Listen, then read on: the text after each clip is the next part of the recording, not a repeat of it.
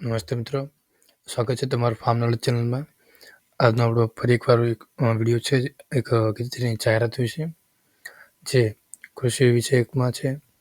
જે હાલ જાહેરાત ક્રમાંક જાહેરાત ક્રમાંક 345 બાગાયત નિરીક્ષક વર્ગ 3ની ગુજરાત ગૌણ સેવા પસંદગી મંડળ દ્વારા જાહેરનામું બહાર પાડવામાં આવ્યું છે.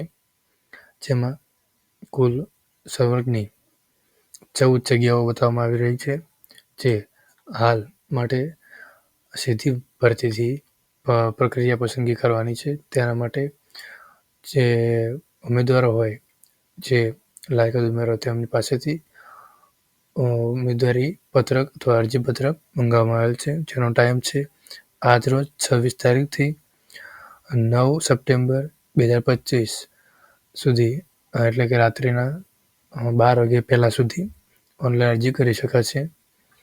ત્યારબાદ છે મિત્રો, થોડી અગત્યની જે સૂચનાઓ છે તમે વાંચી શકો છો, થોડી વધારે છે વિડીયોમાં, તેથી સ્કીપ કરીએ છીએ.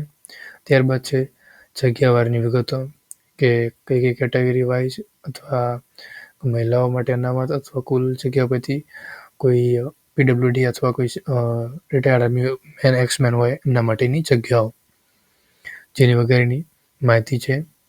ત્યારબાદ છે મિત્રો થોડાક બીજા નિયમો, જે કદાચ પીડબ્લ્યુડી અથવા કોઈ અન્ય પ્રકારની ખામી આની માટે લગતા હોય.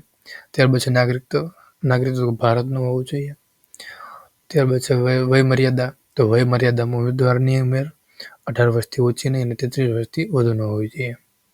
ત્યારબાદ છે થોડીક છૂટછાટ આપેલી છે, જે કેટેગરી વાઇઝ છે, અનામત વાઇઝ છે, અને જો એ એક્સમેન હોય કે પછી દિવ્યાંગતા ધરાવતો કોઈ વ્યક્તિ ઉમેદવાર હોય તેમના માટે. ત્યારબાદ છે પગાર ધોરણની થોડીક માહિતી આપવામાં આવી છે. ત્યારબાદ છે મહત્વનો મુદ્દો, કે શૈક્ષણિક લાયકાત.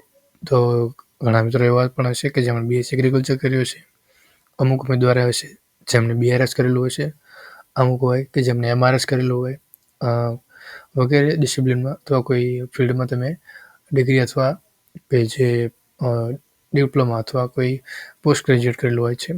પણ અહીં મિત્રો વર્ગ બાગાયત નિયામક માટેની જે ભરતી છે તેમાં શૈક્ષણિક લાયકાત છે, તો એમાં diploma in horticulture obtained from a polytechnic of any of the agriculture or horticulture universities incorporated or established by or under the Central Agriculture or Horticulture Universities Act or State Agriculture or Horticulture University Act in India. એટલે કે જે મિત્રો diploma હોર્ટિકલ્ચરમાં કરેલું હોવું જોઈએ. એક કોઈ પણ રાજ્યની એગ્રીકલ્ચર અથવા હોર્ટિકલ્ચર યુનિવર્સિટી જે સ્ટેટ એગ્રીકલ્ચર એક્ટ છે તેના સાથે સંલગ્ન હોવું જોઈએ, અથવા સેન્ટ્રલ એગ્રીકલ્ચર યુનિવર્સિટી અથવા સેન્ટ્રલ હોર્ટિકલ્ચર જે યુનિવર્સિટી સાથે છે તેની સાથે સંલગ્ન હોવું જોઈએ, અથવા તેના દ્વારા માન્ય પ્રાપ્ત હોવું જોઈએ. ત્યારબાદ છે થોડું બેઝિક નોલેજ કોમ્પ્યુટરનું છે, જેમાં લખવામાં આવ્યું છે Gujarat civil service classification recruitment rules 1967 અનુસાર. ત્યારબાદ છે થોડુંક એડ્યુકેટ નોલેજ ઓફ ગુજરાતી અને હિન્દી અથવા બંને લેંગ્વેજનું.